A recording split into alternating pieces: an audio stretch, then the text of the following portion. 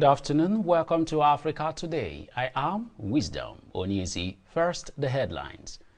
Yahaya Bello arraigned over 80 billion naira fraud. 1 billion naira diverted palliative rice uncovered in Kano warehouse, says agency. South African opposition parties demand court revive impeachment proceedings against President Ramaphosa. And on sport, ex-Manchester United boss takes claim for Super Eagles coaching job. Now the news in details. Former Kogi State Governor Yahaya Bello has been arraigned at the High Court of the Federal Capital Territory FCT Maitama, Abuja by the Economic and Financial Crimes Commission EFCC. Bello, who had reportedly been in hiding since April 2024, was finally brought to the anti-graft agency headquarters in Abuja on Tuesday at about 55 minutes past 12 on the PM side. Bello was declared wanted by the EFCC after he failed to honor several invitations extended to him before he was being tried in Asemtel in court. Operatives of the commission clarified to newsmen in an interview that Bello was tactically arrested by detectives, contrary to the report in some quarters that he drove himself to the EFCC. The former governor has been implicated in a major money laundering case, with the EFCC declaring him wanted on April 18, 2024, in connection with an 80.2 billion naira fraud charge. Away from that, the Kano State Public Complaint and Anti-Corruption Agency said on Tuesday it uncovered a warehouse where diverted palliative rice worth 1 billion naira was kept. The agency said the warehouse located along Ring Road in the Nasarawa local government area was sealed during an operation led by its chairman, Muhiu Rimini Gado. According to the agency, bags of rice with the picture of President Bola Tinubu and the inscription Ramadan Karim were found in the warehouse. Speaking to newsmen after the operation, Ramin Gado said the facility was stockpiled with 28 trucks of the rice, allegedly diverted by some individuals for rebargain. The chairman said the diversion of the commodity was an illegal and corrupt act which would not be condoned by the agency. Away from that, let's also have you know that the organized labor in Cross River has ordered state civil servants to return to work on Wednesday. The state chairman of the Trade Union Congress, Monday Obodun, issued the order in a statement on Tuesday in Calabar, the state capital. Obodun said that the order followed the success of the two-day warning strike over the non-implementation of the new minimum wage by the government. He stated that negotiations between the state government and labor would resume on Thursday.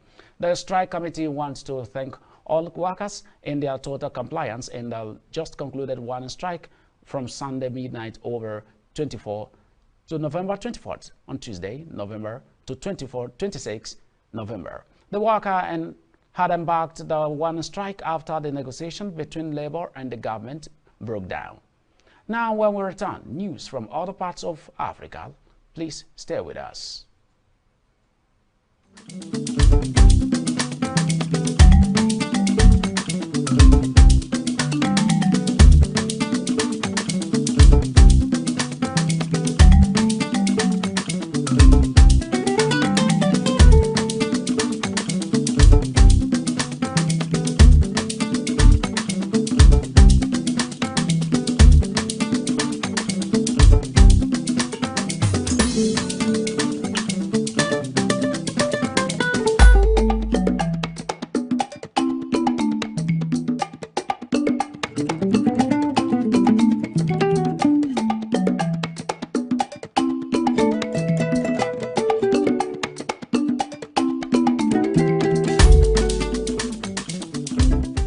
Welcome back. Now news from other parts of West Africa. The flag bearer of the National Democratic Congress NDC, John Dramani Mahama, has criticized the Akufo-Addo administration for what he describes as its failure to address present challenges facing Ghanaians.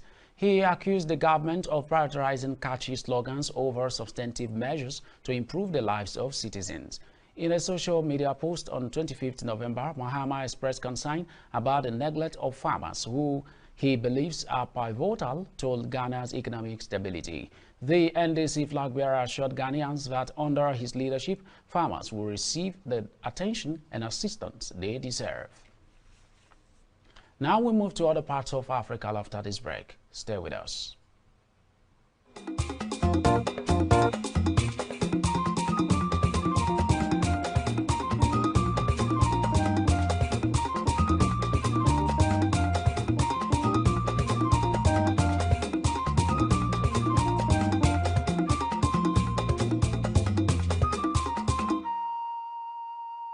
This is Hillstv. Welcome back. Now news from other parts of Africa. Supporters of South African EFF party watched Tuesday, November 26th court proceedings on a big screen outside the Constitutional Court in Johannesburg. Two opposition parties are asking the court to revive impeachment proceedings against President Cyril Ramaphosa over the Falala scandal. The scandal erupted in 2022 when it was revealed that more than $500,000 in cash hidden at one of Ramaphosa's farms had been stolen years earlier and kept secret. A vote of parliament where Ramaphosa had a majority saved him from impeachment proceedings. If EFF leader Julius Malema wants a full parliamentary investigation. Are here to hold the executive accountable. ANC failed inside court to default corruption, to default a man who did not dispute that there was money on his plan.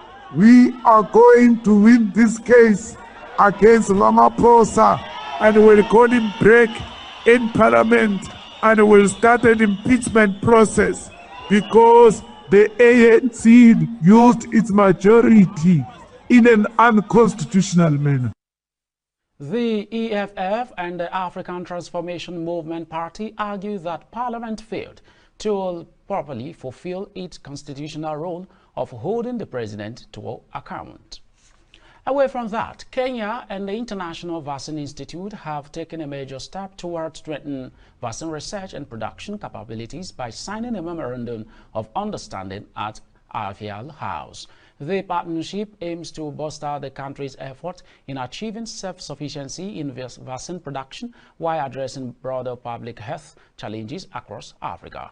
Speaking during the ceremony, Cabinet Secretary for Health, Deborah M. Barasal, highlighted the importance of this partnership in achieving African CDC's vision of producing 60% of the continent's vaccines locally by 2030. Up next is business. Please stay with us. This is Hillstv. Quality broadcasting is what we'll bring to you. Now we be this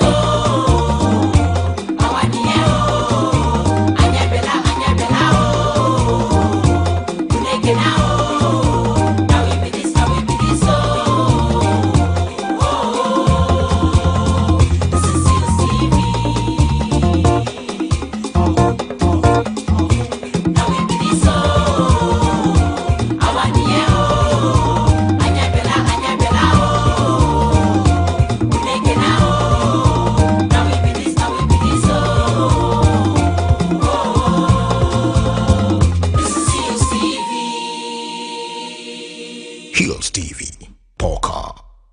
Welcome back. Now to business news. The Minister of Finance and Coordinating Minister of the Economy, Wale Edun, has called on Lagos State to take the lead in expanding Nigerians' economic base, emphasizing the state's unique role as a driver of the nation's economic growth. Speaking on Tuesday at the two-day Eco Revenue Plus Summit themed Unlocking New Revenue Streams for Lagos State, Edun, who was represented by the Chief Executive Officer of Nigeria Ministry of Finance Incorporated, Armstrong Taktong, stressed the need for Lagos to adopt innovative strategies that go beyond traditional tax compliance measures. He said Lagos accounts for at least 25% of Nigerians' GDP. With a 2025 state budget of 3.5 trillion naira, Lagos must recognize that its economic resources need to match its GDP share.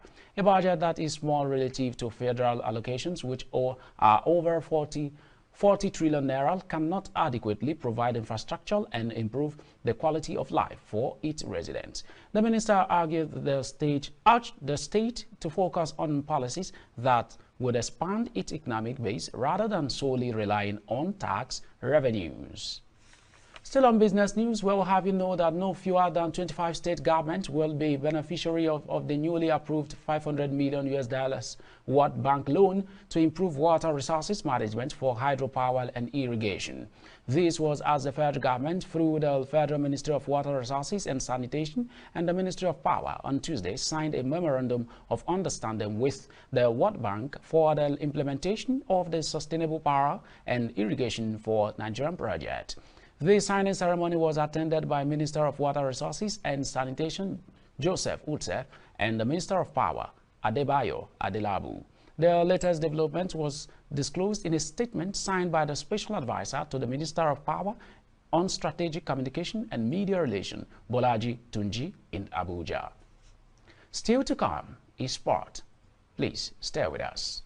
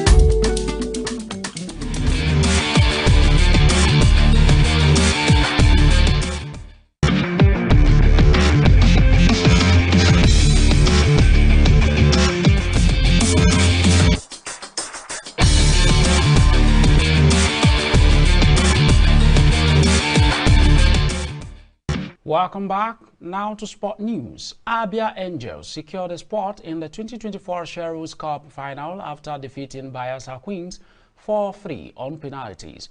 The match, which ended 0-0 in regulation time, saw Abia Angels dominate but failed to capitalize on their chances.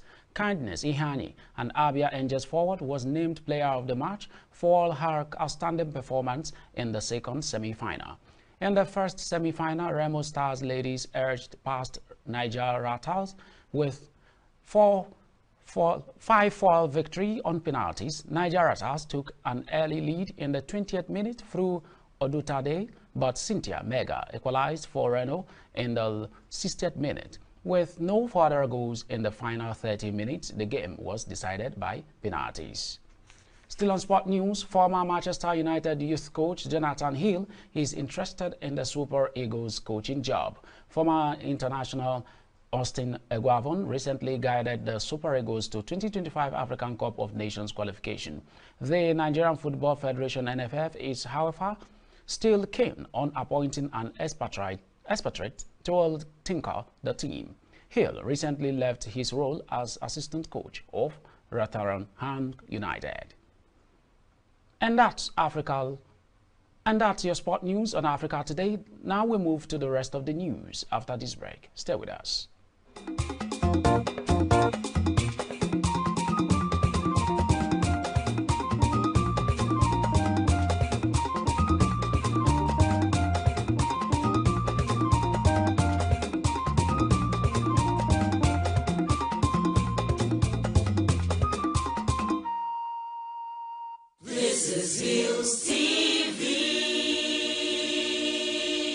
Welcome back. Now the rest of the news. Vice President Kashim Shettima on Wednesday departed Abuja for Abidjan, Cote d'Ivoire, to attend the opening of the International Exhibition of Extractive and Energy Resources 2024 conference.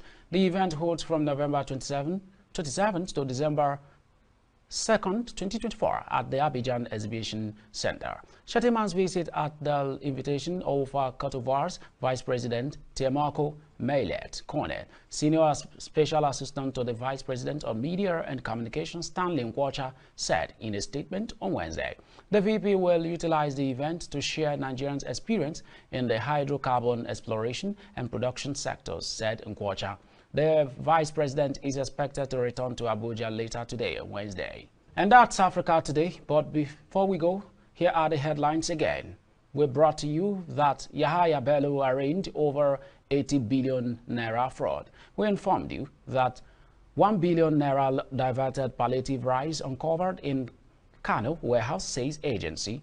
Also, we brought to you that South African opposition parties demand courts revive impeachment proceedings against President Ramaphosa. And on sport, we informed you that ex-Manchester United boss takes claim for Super Eagles coaching job.